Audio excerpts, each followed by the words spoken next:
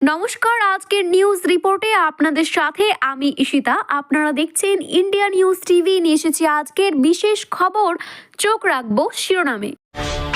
সবে ভোট ব্যাংকের খেলা, স্যালাইন কাণ্ডে মুখ্যমন্ত্রীর বিরুদ্ধে এফআইআর এর দাবি শুভেন্দুর। এদিকে স্যালাইন কাণ্ডের গাফিলতি মেনে সিআইডি তদন্তের নির্দেশ সরকারের। খুঁজে পায়নি ডুবুরি, 7 দিন পরে ফিডার ক্যানেলেই ভেসে উঠল ইঞ্জিনিয়ারিং ছাত্রীর দেহ। তবে কি এটি খুন? আসুন বিস্তারিত জেনে নিই।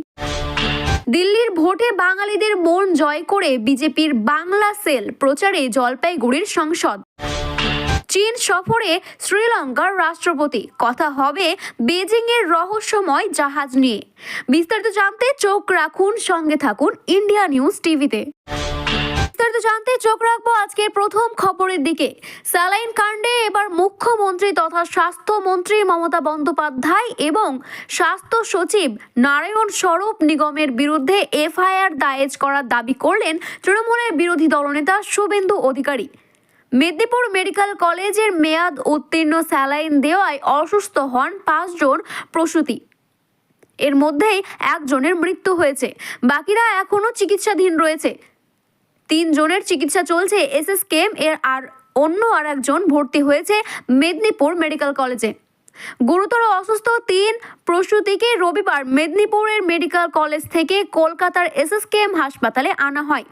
মৃত প্রসূতির শিশুকেও মেদিনীপুর মেডিকেল কলেজ থেকে ছেড়ে দেওয়ার পরে গতকাল রাত থেকে তার অবস্থার অবনতি হওয়ায় সোমবার 5 দিনের শিশুটিকে ভর্তি করা হয় হাসপাতালে। অন্যদিকে আরও এক অসুস্থ প্রসূতি মেদিনীপুর মেডিকেলেই ভর্তি, তবে তার অবস্থা অন্য 3 জনের মতো গুরুতর নেই, যা নিয়ে তোলপাড় রাজ্যের রাজনীতিতে। এই বিষয়ে বিধানসভার বিরোধী দলনেতা শুভেন্দু অধিকারী এফআইআর দায়ের করলেন এবং তিনি বলেন, এটা একদম দিনের আলোর মতো পরিষ্কার তথ্য বলেছে যে স্বাস্থ্য দপ্তরের তরফে এই গাফিলতি, যা ক্ষমার অযোগ্য। 13 ডিসেম্বর কর্ণাটক সরকার লিখিতভাবে ওই স্যালাইন সম্বন্ধে রাজ্যকে চিঠি দিয়েছিলেন। তারপরে জানুয়ারি মাসে রাজ্য সরকার এই স্যালাইন ব্যবহার করার ক্ষেত্রে নিষিদ্ধ করে, কিন্তু তারপরেও তা ব্যবহার করা হয়েছে। স্বাস্থ্যমন্ত্রী হিসেবে মমতা বন্দ্যোপাধ্যায় এবং স্বাস্থ্য সচিব নারায়ণ স্বরূপ নিগমের ত্রুটি এটি। কর্ণাটক সরকার এই বিষয়ে সচেতন করা সত্ত্বেও 1 মাস পেরিয়ে গেলেও রাজ্য সরকার এই বিষয়ে কোনো পদক্ষেপ গ্রহণ করেননি। স্যালাইন কাণ্ডের গাফিলতি মেনে নিল রাজ্যের প্রশাসন। এই নিয়ে সিআইডি তদন্তের নির্দেশ দিলেন মুখ্যমন্ত্রী মমতা বন্দ্যোপাধ্যায়। মেদিনীপুর মেডিকেল কলেজের ঘটনা নিয়ে প্রাথমিক রিপোর্ট ইতিমধ্যেই জমা পড়েছে নবান্নে। সেই রিপোর্ট পর্যালোচনা করেই তদন্তের নির্দেশ দেওয়া হয়েছে বলেই জানানো গিয়েছে রাজ্যের প্রশাসন সূত্রে। সোমবার এই বিষয়ে রাজ্যের মুখ্য সচিব মনোজ পণ্য এবং স্বাস্থ্য সচিব নারায়ণ স্বরূপ নিগম সাংবাদিক সম্মেলন করেন। তারা জানিয়েছে কিভাবে এই ঘটনা ঘটেছে তা পূর্ণাঙ্গ তদন্ত করতে হবে, তারপরেই এই বিষয়ে চূড়ান্ত রিপোর্ট জানানো যাবে। এই দিন মুখ্য সচিব বলেন, একটা অবাঞ্ছিত ঘটনা মেদিনীপুর মেডিকেল কলেজে হয়েছে। এক মা মারা গিয়েছেন, আরও 4 জন অসুস্থ, তাদের মধ্যে 3 জন এখন এসএসকেএম এ চিকিৎসারত। প্রাথমিকভাবে দেখা যাচ্ছে একটা সিরিয়াস নেগলিজেন্স ওইখানে রয়েছে। ট্রেনিং ডাক্তাররা অপারেশনের কাজে যুক্ত ছিলেন, যেটা হওয়ার কথা নয়। সিনিয়র চিকিৎসকদের থাকা উচিত ছিল। এই দিন মুখ্য সচিব এটাও মনে করে মেনে নিয়েছেন নিষিদ্ধ স্যালাইন ব্যবহার করা হয়েছিল, সেটা আর ব্যবহার করা যাবে না। জানা গিয়েছে এই ঘটনার প্রকাশ্যে আসার পরে রাজ্যের মুখ্যমন্ত্রী মমতা বন্দ্যোপাধ্যায় বিষয়টি নিয়ে উদ্বেগ প্রকাশ করেছেন। মুখ্যমন্ত্রী নিজেই বৈঠক করেছেন স্বাস্থ্য দপ্তরের আধিকারিকদের নিয়ে। তিনি পরিষ্কার জানিয়েছেন, যারা যারা জড়িত তাদের কোনো মতে ছাড়ানো যাবে না। মুখ্য সচিব আরও সংযোগ জানিয়েছেন, আগেও এই স্যালাইন ব্যবহার না করায় বিশেষ নির্দেশ দেওয়া হয়েছিল, তারপরেও গত 7 তারিখ পুনরায় একই নির্দেশ দেওয়া হয়েছে। শেষ পর্যন্ত নিখোঁজ হওয়া 8 দিনের মাথায় ফারাক্কার ফিডার ক্যানেলে মিলল হরিশ্চন্দ্রপুর থানা এলাকার ইঞ্জিনিয়ারিং এর এক ছাত্রীর দেহ। রবিবার ফিডার ক্যানেলে শঙ্করপুর ঘাট থেকে ওই ছাত্রীর দেহ উদ্ধার করেছে এনটিপিসি ফাঁড়ির পুলিশ। পুলিশের তরফে দেহে ময়না তদন্তে পাঠানো হয়েছে, তার রিপোর্ট এখনো পাওয়া যায়নি। তবে এই ঘটনায় খুনের অভিযোগ তুলেছে ছাত্রীর পরিবার। গোটা ঘটনা নিয়ে হরিশ্চন্দ্রপুর থানার পুলিশ ইতিমধ্যেই তদন্ত শুরু করেছে। পুলিশের প্রাথমিক তদন্তে উঠে আসছে সম্পর্কের টানাপোড়েনের বিষয়। বছর 20 ওই ছাত্রের নাম দীপ্তি ভগত, বাড়ি হরিশ্চন্দ্রপুর থানার বারদুরিয়া গ্রামে। বাবা দেবচন্দ্র ভগত ব্যবসায়ী। দীপ্তি দুমকা ইঞ্জিনিয়ারিং কলেজের ছাত্রী। দিন 12 আগে বাড়িতে এসেছিলেন তিনি। গত রবিবার তিনি কলেজের উদ্দেশ্যে রওনা দেন। সঙ্গে ছিল একাধিক নথিপত্র। তিনি হরিশ্চন্দ্রপুর স্টেশন থেকে ডাউন কুলি এক্সপ্রেস চাপেন। রামপুর হাট পর্যন্ত টিকিট ছিল তার। রামপুর হাট থেকে দুমকা গ্রামে ট্রেন ধরার কথা ছিল, কিন্তু সেই দিন ফারাক্কা স্টেশনে তিনি ট্রেন থেকে নেমে পড়েন। এই দিন বিকালে এনটিপিসি ফাঁড়ির পুলিশ ফোনে দেবচরণ ভগতকে খবর দেয় যে দীপ্তির ব্যাগ, মোবাইল সহ সমস্ত কিছু নেতাজি সেতুর ওপরে পাওয়া গিয়েছে। এই ব্যাগে 1300 টাকাও রয়েছে। এক ব্যক্তি যে সমস্ত পেয়ে পুলিশের ফাঁড়িতে জমা দিয়েছিল, এই খবর পেয়ে পরিবারের লোকজন এনটিপিসি ফাঁড়িতে যান। তাদের হাতে দীপ্তির ব্যাগ সহ সমস্ত কিছু তুলে দেওয়া হয়। সেই রাতে দীপ্তির নামে মিসিং ডায়েরিও করা হয়। পুলিশ খোঁজ শুরু করে। তাকে উদ্ধারে আসার নামে স্বয়ং রাজ্যের মন্ত্রী তাজমুল হোসেনও আসেন। পরের দিন তাকে ফিটার ক্যানেলের ডুবুরি নামিয়ে দীপ্তির খোঁজ শুরু করা হয়, কিন্তু তার কোনো সন্ধান পাওয়া যায়নি। 3 দিন অনুসন্ধানের পরে দীপ্তির খোঁজ না পেয়ে ফিটার ক্যানেল আর ডুবুরিরা নামানো হয়নি।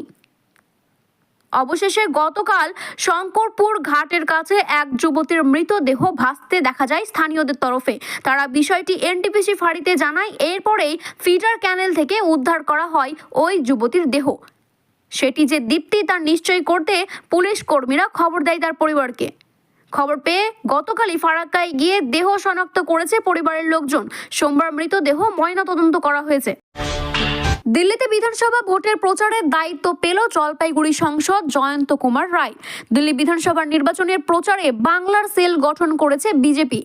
বাঙালিদের ভোটারের কথা মাথায় রেখে এই সেল তৈরি করা হয়েছে। সেই সেল বাংলায় দিল্লিতে প্রচারে কাজ শুরু করেছে। সাংসদ জয়ন্ত কুমার রায় বলেন, দিল্লি বিধানসভায় এবার বাংলা সেল গঠন করেছে।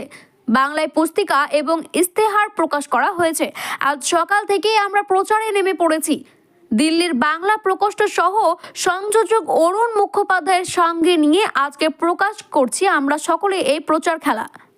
বিজেপির সূত্রে খবর, বাংলায় জলপাইগুড়ি সাংসদ জয়ন্ত কুমার রায়ের সাথে দিল্লির ভোটে বাংলার সেলের দেখভাল করবেন পুরুলিয়ার সাংসদ জ্যোতির্ময় সিংহ মাহাতো। সোমবার দিল্লিতে বিধানসভার নির্বাচনের প্রচারে ত্রিনগর বিধানসভা শাকুপুর এলাকায় জনসম্পর্ক অভিযানে যান জয়ন্ত কুমার রায়।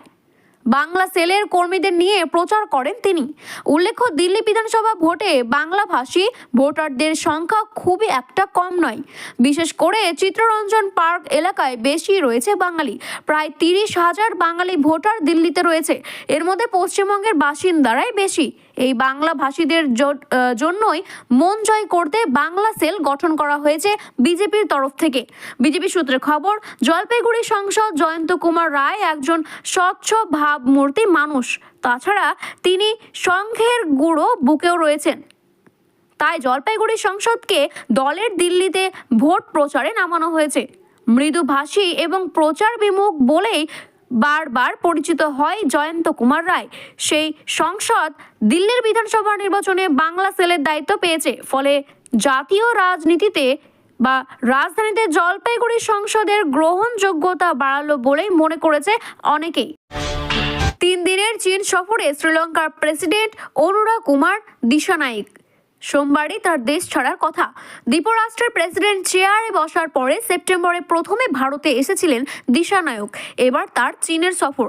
জানা গিয়েছে, চীন সফরে যে দেশের রাষ্ট্রপতি শ্রী জিনপিং এর সঙ্গে বৈঠক করবেন দিশানায়েক, সেখানে 2 দেশের পারস্পরিক সম্পর্ক আরও দৃঢ় করার বিষয়ে বিস্তারিত আলোচনা হবে বলেই মনে করেছে শ্রীলঙ্কার বিদেশ মন্ত্রক।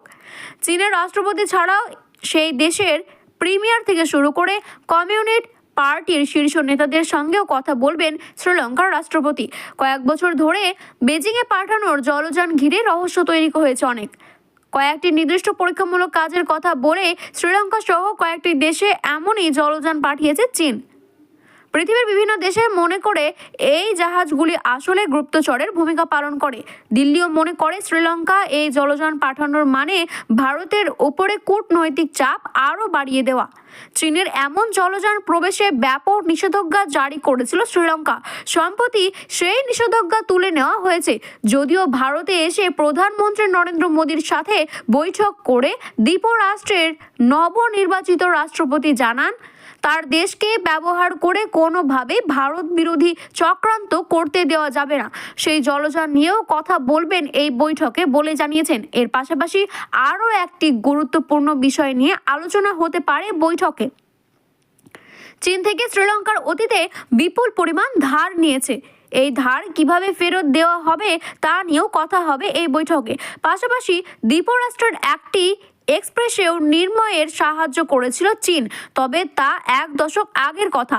এই সফরে সেই আলোচনা আবারও শুরু করানোর জন্য সচেষ্টা হবে দিশানায়কের। শ্রীলঙ্কার রাষ্ট্রপতি চীন সফরে ভারতের দিক থেকে অবশ্য গুরুত্বপূর্ণ। চীনের সেই রহস্য ঘেরা জাহাজ ভারতের বিরুদ্ধে কোনো চক্রান্ত করবে না বলেই কথা দেওয়া দিশানায়কের নিজের প্রতিশ্রুতি রাখবেন কিনা তাও গুরুত্বপূর্ণ হতে চলেছে এই বিস্তারিতভাবে। ভিডিওটি ভালো লেগে থাকলে এইরকম আরও নতুন খবরের তথ্য জানতে চ্যানেলটিকে সাবস্ক্রাইব করুন এবং বেল আইকনটি ক্লিক করুন। ধন্যবাদ।